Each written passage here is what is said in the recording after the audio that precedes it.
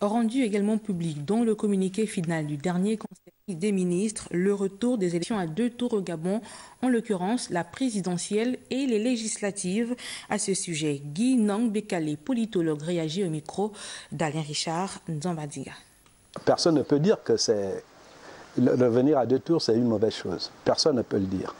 Dans une démocratie ou bien dans un processus qui se veut démocratique, toutes les bonnes élections se déroulent en 2 tours. À 2 tours. Et les 2 tours permettent effectivement aux acteurs politiques en compétition de s'allier, de passer des alliances et de négocier, de dialoguer entre les 2 tours. Voilà un peu la substance de l'élection à 2 tours.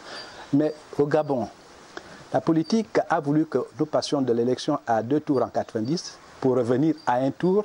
Et aujourd'hui, nous refaisons encore marche arrière, c'est-à-dire réinstaurer les élections à 2 tours. Je trouve que c'est une bonne chose, mais seulement il y a une autre question qui est liée à celle-là, c'est qui gère les élections? Quelles sont les institutions qui sont chargées de la gestion des élections? Parce qu'il y a le principe, élection à 2 tours, et il y a l'organisation et la gestion des résultats des élections. Nous savons que la Cour constitutionnelle est la même. La Sénat va changer de nom peut-être. Ce sont les mêmes personnes, du moins le même président. Et puis ce sont les mêmes bureaux de vote, etc. L'emplacement sera le même. Mais je souhaite pour le pays qu'il y ait quand même un jour une réforme qui remette en cause tout le système, tout le processus électoral gabonais. Tout le système. En commençant par les institutions des hommes, les textes et enfin le découpage électoral dont on parle tant. L'autre chose qu'on peut dire sur les élections à 2 tours, c'est le fait que même quand c'était à 1 tour, les élections coûtaient déjà très cher. Les candidats payaient cher.